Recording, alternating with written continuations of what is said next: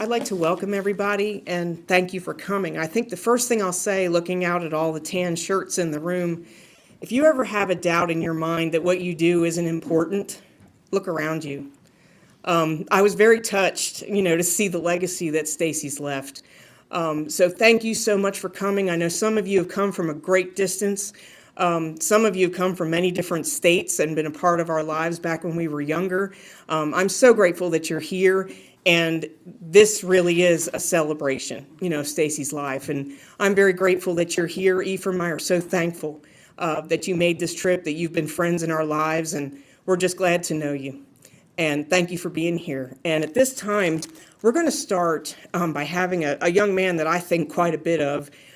We met him through scouting, and I know that Stacey thought the world of him. And probably one of the most important things in Stacey's life, besides Jesus, was scouting. This young man, they've walked a long road together, and I'm going to let Samuel Rumbley speak a little bit about his time in scouting and his legacy. So Samuel, if you'd come up at this time.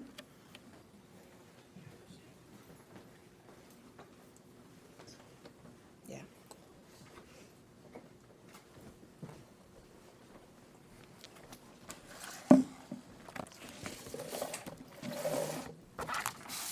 Thank you. I'll begin in prayer. Father God, we're gathered here today as friends and family of Stacey Rodenbach. As we honor our loved one, let the unconditional love that you showered us through their life fill this service. In Jesus' name we pray. Amen.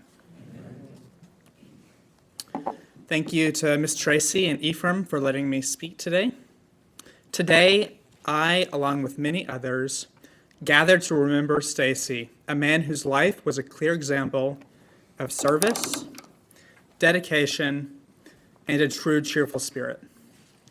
He was a cornerstone of our scouting community, a mentor, and a friend. I will deeply miss his calm presence and his unwavering support and his quiet strength.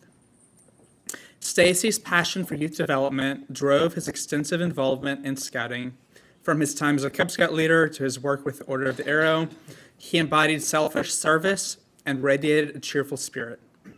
As District Advancement Chair, he directly impacted the lives of many Eagle Scout candidates, ensuring their success. He also contributed to adult leadership training through his involvement in Wood Badge and shared his wisdom and experience as a valued advisor in the Order of the Arrow. Though he preferred to avoid official titles, Stacey never hesitated to step up when needed.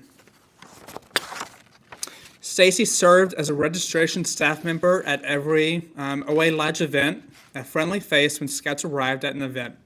Before his time in registration, he also worked in the kitchen at several scouting events.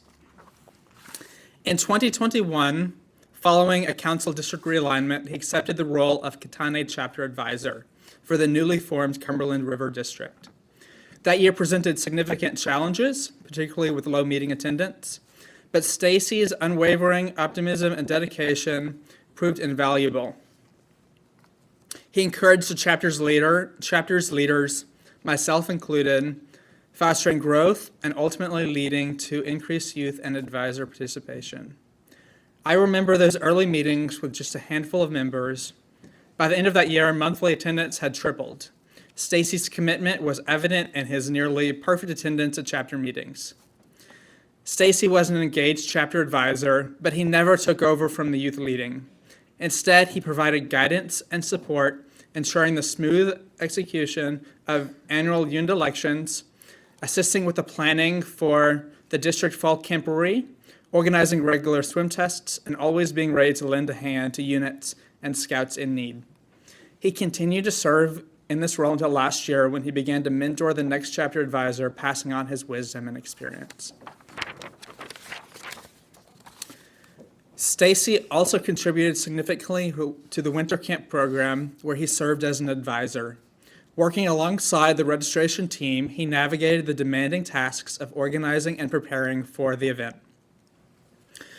His organizational skills, attention to detail, and ability to work well under pressure were essential for the smooth operation of winter camp.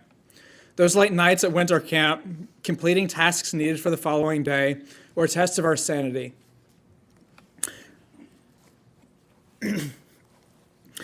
Working with registration at winter camp often meant working from early morning until late at night, and I appreciate him dealing with me and my states of exhaustion, likely thinking I was a crazy person with a maniacal laugh. In 2022, Stacey's cheerful service was rightfully recognized with the Vigil Honor, a testament to his selfish contributions to scouting. This honor acknowledged his commitment to the ideals of scouting and his positive impact on the lives of others. Stacey disliked being recognized for his efforts. In our local OA Lodge, Vigil Honor candidates are announced through a simple but dramatic ceremony where 3 Vigil Honor members wander the room with bows, leaving the audience in suspense. Eventually, they meet and form a triangle around the honoree. Stacey's visual call-out was a perfect reflection of his humility. His son, Ephraim, who had also been selected for the Vigil Honor, was called out before him. True to his nature, Stacey instinctively stepped aside, focusing on his son and the other honorees, as well as the ceremonialists, not on himself, who was being honored. When I later spoke with him, he genuinely believed he hadn't done enough to deserve such an honor. That was Stacey, a man who served without expectation, without seeking a reward. After Stacey was called out, I had the opportunity to be a ceremonialist during his Vigil Honor ceremony, a role that allowed me to contribute to a meaningful experience, and by participating in the ceremony, I helped create a moment of recognition and appreciation for his cheerful, selfless service, one that I will never forget. Stacey possessed a rare combination of qualities. He was a dedicated leader, a patient mentor, and a true friend. He had a unique ability to connect with young people, understanding their challenges and inspiring them to reach their full potential. He was always available for conversation, even at odd hours, ready to listen and offer guidance. He was always willing to lend an ear, offer guidance, and provide unwavering support. His dedication to the Scout Oath and law were evident in every aspect of his life. He truly embodied the principle in scouting to help other people at all times. I experienced this firsthand when he readily agreed to write multiple strong college scholarship recommendation letters for me, each one a testament to his thoughtful support of others. Stacey's influence extended beyond specific roles or titles. He was a constant presence, a source of stability, and an example of selfless service. He quietly and effectively made a difference in the lives of those around him. His impact on the scouting community is immeasurable, and his legacy will continue to inspire future generations of Scouts. This past summer, after NOAC, a national OA conference, Stacey demonstrated his generosity by driving me halfway across the country. That journey, filled with conversation and shared memories, is a testament to his commitment to leadership and friendship. Stacey leaves behind a legacy of service, leadership, and genuine care for others. He will be remembered for his leadership and service, his unwavering dedication, and his profound impact on the lives of countless Scouts. While we mourn his loss, we also celebrate the life he lived and the positive influence he had on our community. Let us honor Stacey's memory by continuing his legacy of cheerful service, by being a friend and mentor, and by embodying the Scout Oath and law in our daily lives. Thank you.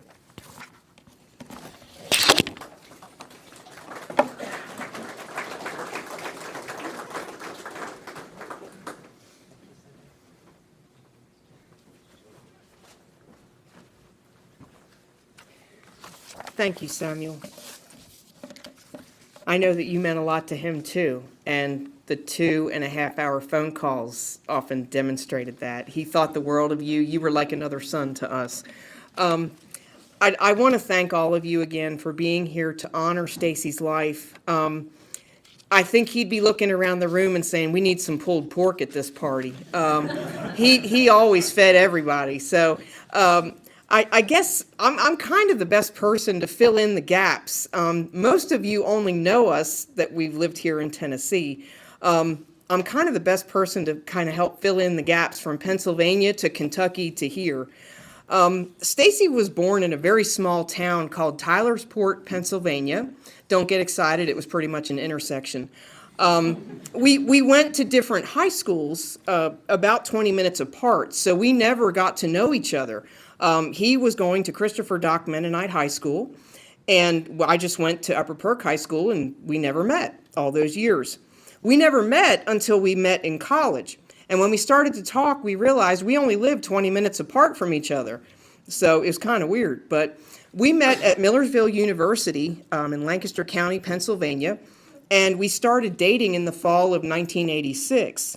And the way we met, my college roommate is here today, but my roommate Lorette, Stacey was her calculus and chemistry tutor. And she said to this day she never would have made it through chemistry without him. Stacey was also our chemistry lab assistant in the chem lab building. I know oftentimes he told stories about having to do chemistry lab classes with nursing students. And one day they were practicing bending glass tubing. And this one girl was getting really frustrated. She just couldn't do it. And he said, well, let me see it. And she put the hot end in his hand. So he had quite a bit of fun with that. During breaks from school, I got to meet Stacey's best friends from high school. And they were lovingly known as the BS Club. And most of the members are here today. But they all hung together in high school. And during all of our school breaks, we would get together and go see a movie or go have pizza or something like that. So I got indoctrinated into the club, I guess, as an honorary member. But it's a sad occasion that we're all getting together, but I am glad to see you all here, and I know you all meant the world to him. We've watched each other grow, watch our families grow, and we've kind of spread out all across the country. The day I first met Fred was Stacey's first roommate in college. They lived in Gage Hall, and it was kind of a wild co-ed dorm that was on the back edge of campus. And I met Fred, and we were sitting in their room talking, and I happened to look over Fred's shoulder, and a flaming couch went down past the window. And Fred looked at me, and he said, "What's the matter?" And I said, "A flaming couch just went past the window." And you can tell this must have been everyday life for them, because Fred calmly got up, opened the window, and looked, and he said, "Yep, there's a couch down there." So, I mean, it was interesting. We made a lot of wonderful memories together over the years, hanging out with Sam and Daryl and everybody and Jim. We all had a good time, and I remember many times we visited Chris in Philadelphia, and Stacey and Chris Genzano worked together for a while in high school. Every time I think of those days, I think of that full-length black leather coat that Stacey had. We called it a side of beef. He loved that coat, and he thought he looked really cool in it.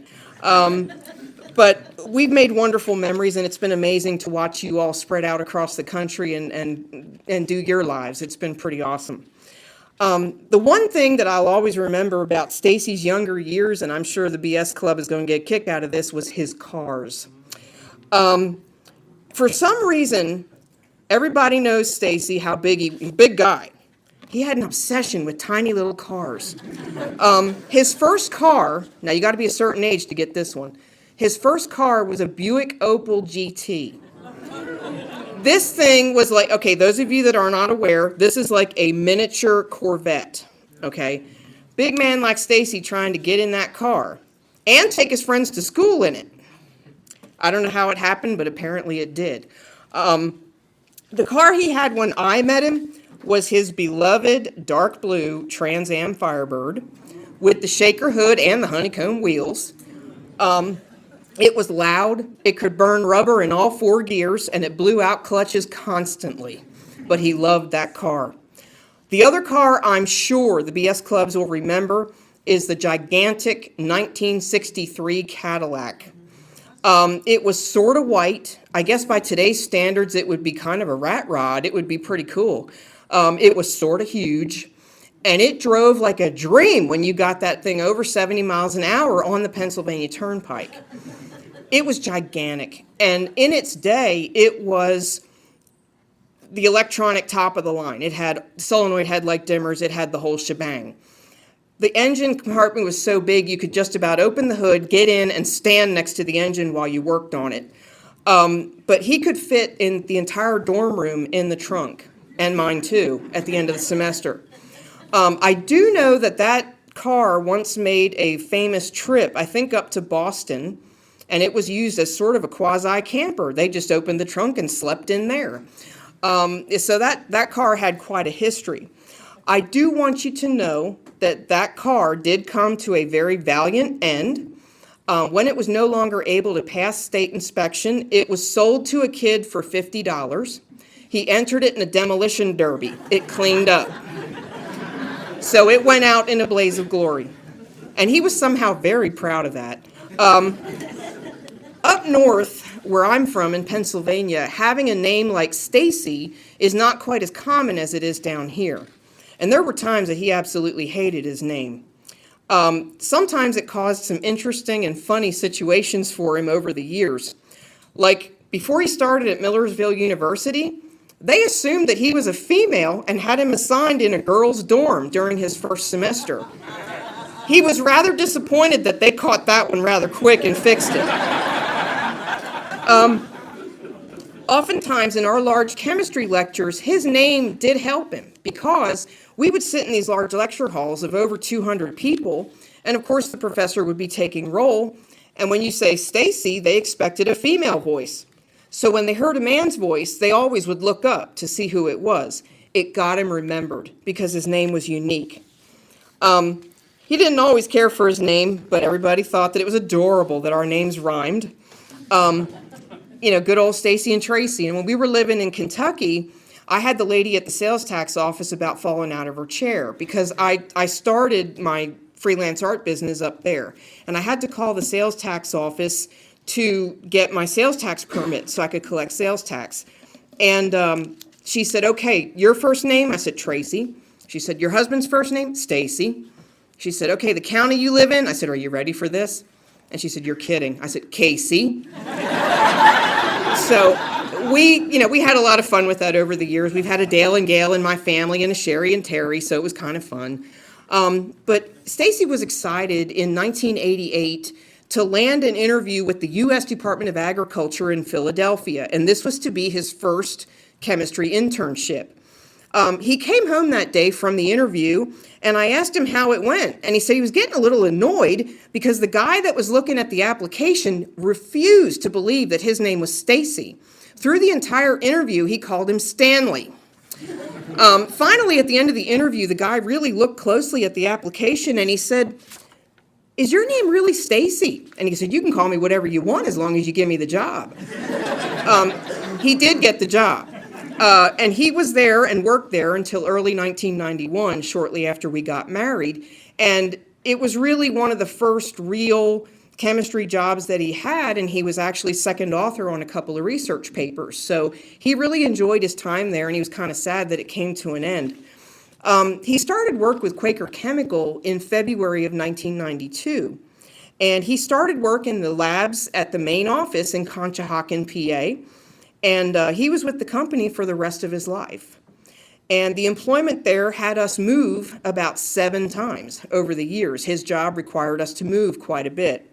And eventually took us to South Central Kentucky and then here to Tennessee. In early 2002, while we lived in Kentucky, he was offered a position up in Kokomo, Indiana. And he brought me with him to Indiana to check out this job. It was January. You all laughing because you know what I'm going to say. It was January. I stepped out of the car into a -5-degree gale force wind that about froze my contact lenses to my eyeballs. Stacey took one step from the car, shut the car door, slipped on ice, and fell on his butt. I walked around, helped him get up, and he looked off, toward the abundantly flat horizon and said, "Oh, look, I can see Virginia from here." The answer was no on that job, and we eventually moved here to northern Smith County in 2004. And the reason he chose Carthage was it looked a lot like where we used to live in Kentucky. He was not a flatlander. He loved the hills, he loved the mountains, he loved camping, and he loved it here. He really felt at home putting down roots here. He loved his community. He loved his friends. He loved the friends and the family that we've had here, even though we had no relatives here in Tennessee. And he really felt at home. As we went through the years, Stacey always found a way to serve others. For many years in Pennsylvania, we worked as volunteers for the Philadelphia Folk Festival. And that folk festival was quite large. It's one of the oldest in the country, and it's completely run by volunteers. And we got to meet many great folk music artists like Judy Collins, Arlo Guthrie, and John Prine. And Stacey was very proud of the fact that he kept asking me to make him a t-shirt. I served eggs to John Prine. We had a lot of fun with that. But our crew was responsible for feeding all of the volunteers that supported the festival. And over the course of a 4-day weekend, he and I and about 8 other people slung about 10,000 meals over the course of that 4 days. So it was quite fun, and we had a good time. We loved camping. He loved music. He loved the Grateful Dead. We saw many Dead shows. I may be old, but I saw Jerry live. He loved cooking. He loved to cook for his friends, and one of his favorite things to do was invite you over, and before you came, he would ask you, is there anything that you really don't like, or is there anything you're allergic to? Samuel's nodding his head. Is there anything you're allergic to so I should know about before I plan the menu? And if you told him, like, you hated garlic, you bet there was going to be garlic. His job, he felt, was to serve it to you in a way that you wouldn't realize you were eating it and you'd end up liking it. He saw it as his mission to love on you by feeding you well and getting you to like something you thought you hated. This is why our child was only 4 years old and eating smelts, Indian food, and crawfish, okay? He had a very varied palate, and he wanted to try it all. Stacey, once we got here, made it his goal in life to fine-tune the art of Tennessee barbecue. He desperately tried to convince me that we needed to have a gigantic whole hog barbecue in the backyard. I have seen this man build what he calls a small fire, and I was not interested in having our home viewable from the space station. So I wasn't interested in doing that, but he loved to cook. His pulled pork has curried many favors here in Smith County, and he loved to help his friends enjoy a meal together and just have a good time at our house. And our door was always open. We used to have, we used to call them Viking picnics, where we would just serve the protein and everybody else brought the sides. But he was also known for his paper-thin grilled steaks and his tiny little pork chops. But the role he really, truly loved best was being a dad. He truly loved creating memories with Ephraim. He was in awe watching him grow and all the things he accomplished. And he was immensely proud of him. And he was proud of the relationship that they had as Ephraim grew into a young adult. He was someone who highly valued his friends. His circle wasn't huge, but boy, his friends were held close. And those he loved, he truly, truly cared about. He would help anyone at the drop of a hat. He was generous to a fault. But always, he had that crazy, childlike, mischievous side. Pretty great job description for a dad. He really did find his niche in scouting, as Samuel said. It just fit him so well. It came naturally. What a perfect place for him to impact so many people. And anybody who knew Stacey, boy howdy, that man could talk. He came by that honestly from his mother. The BS Club will tell you that. She could talk to anybody. Stacey could talk to anybody about anything for at least 3 hours or more. He was very guilty of having the food crew on the OA look very tired the next morning because they were like, Stacey kept us up till 4 a.m. But they were talking too. A quick conversation with Stacey could require packing a lunch. At different times, they'd be out off at a scouting meeting, and it's getting late, and where are they? I wonder if they had a breakdown or something. Well, it turns out he had been sitting out in the driveway in his car talking to somebody on the phone for at least an hour. I thought he was out on the road somewhere, and he's sitting in the driveway talking to somebody on the phone. So the thing I knew about him was he did what it took to make someone feel better if they were upset. He gave them confidence if they were scared about doing something. He helped them make a tough decision if they were having a rough time. He did what it took, and he talked until you were okay. It just came naturally to him, and he adored his job, working with Don Haynes as an advancement co-chair in our scouting district. And I will never forget that night. I walked up and I introduced them to each other. Our districts back in 2020 reorganized. So 2 districts were coming together. And I introduced Don and Stacey, And they both looked at each other and looked each other dead in the eye, and they said, I love my job and I want to continue doing it. So they talked and they worked it out, and they said, we'll both do it. We both travel. We can help cover the whole district. Every youth got served, and who could ask for anything more? And they got to do the job that they loved. I truly think among that and the OA advisorship role were his favorite roles in scouting. Like all married couples, we weathered many storms of life together. We fully understood the for better and for worse assignment. Together we walked through it, the good, the bad, and the ugly. He was a hard-working person. He was a wonderful father, a follower of Christ, a fierce friend, and at times, the biggest pain in the butt and kid in the room. Thank you for the part that you played in his life and for being here tonight to celebrate him. Thank you. At this time, if there's anyone who would like to share a memory about Stacey, you're welcome to do so. You may come up. I will step aside. If not, I have a short little slideshow of some pictures of Stacey. So if anybody'd like to come up, come on up.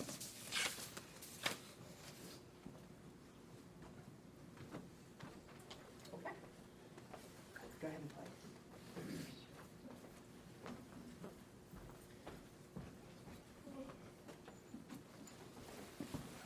Hey, can you guys hear me all right?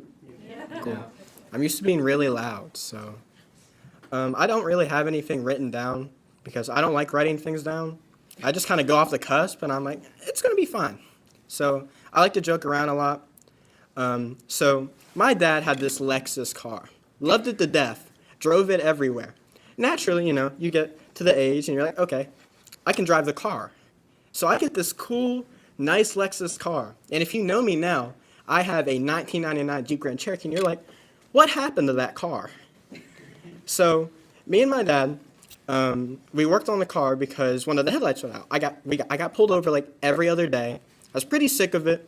We went to go do my driving test, and they wouldn't even let me drive the car because apparently you need 2 headlights to drive on the road. So naturally, me and my dad were like, hey, we're going to go buy 2 headlights, put them on this car, and then we're going to drive it. So we put it together. I cut myself a lot. My dad cut myself a lot. A lot of not nice words were said between us, but we got it done. What do I do a few weeks later? Let's just say if you've ever been on Turkey Creek, that road's fun, and that's where that Lexus ended up. On the side of the road. I was going to say not on the road. It was partially on the road, but they totaled it. Loved the car, but I was pretty upset. And my dad was still there for me the entire way. He was pretty mad at me too, but he got over it. And that ended up kind of where the Jeep sat now. And I love that car to death. And my dad was one of the most understanding people ever. I mean, I did a lot of stupid stuff, as any kid would. I mean, it was just a lot of stuff, The car was the big one because that was a lot of money. But he dealt with me a lot. He would sit outside during football games, because I would just be doing something. It'd be like 10 p.m., and my dad has been waiting in the parking lot for 3 hours. And he'd wait there every single time. And he was my best friend, my mentor. He just did everything. I mean, we'd go out and just eat. And there was one day that I remember clear as day. I really wanted Raisin Bran for some reason, with extra raisins. And we didn't have any milk. So naturally, I went to my dad while he was still sleeping. I really want some milk for my cereal. And if you've ever met my dad early in the morning, he wasn't happy about it. But he went down to Martin's, got me some milk. I enjoyed my cereal. I'm pretty sure I didn't even eat all of it because I dumped it out in the trash can so he wouldn't know. But he's just one of the most understanding people I've ever known. He was there for me every step of the way, and I can see by the crowd of people in this room that he was here for you too. And I just want you all to kind of take into his mind how he talked to people, how he was a mentor to people, and I want you guys all to do that within your lives too, because I know that's what he would have wanted. Thank you.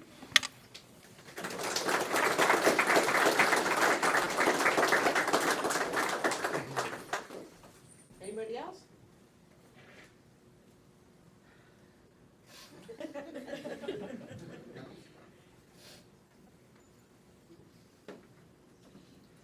first.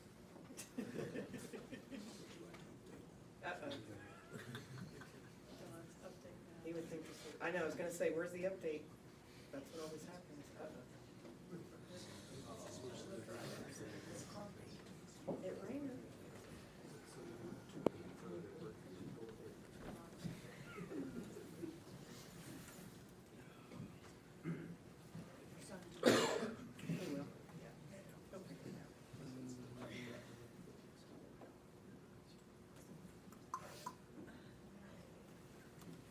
This computer's old. It did work. He said it rained. That's one of those. It's a Microsoft. Well, yeah. I wasn't forced to say you're gonna do an update and I'll come back in 30 minutes. I wasn't gonna say anything, very generous. The computer's older than me, guys.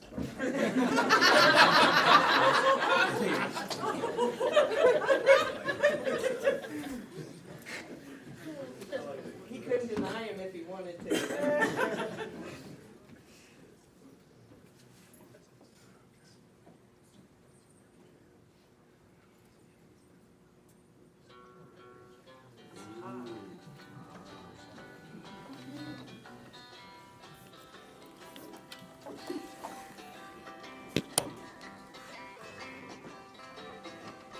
Music's not gonna do it right.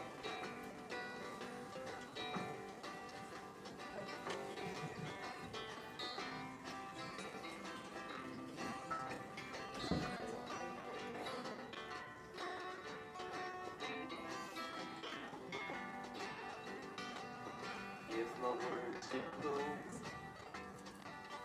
with the gold of the sunshine, and my dreams were placed on the palm of the sky, would you hear my Joe voice Force with Brad Pitt. come through the music? Would you hold me free?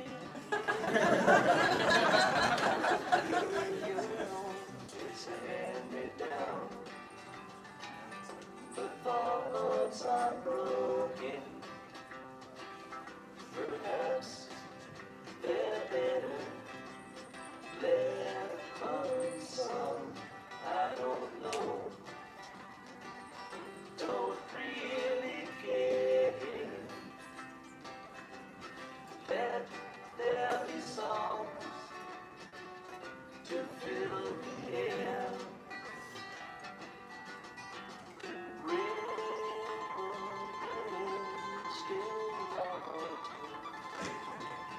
When there is no pebble tossed, no wind to blow, reach out your hand. If your cup be empty, if your cup is full, may it be again, let it be known. There is a fountain that was not made by the hands of men. There is a road, no simple highway between the dawn and the dark of night. And if you go, no one may follow. That path is for your steps alone.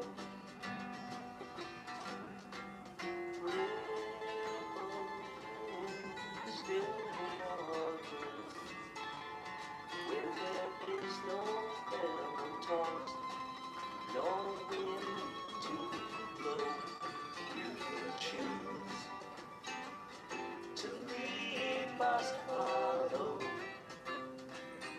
But if you fall, you fall.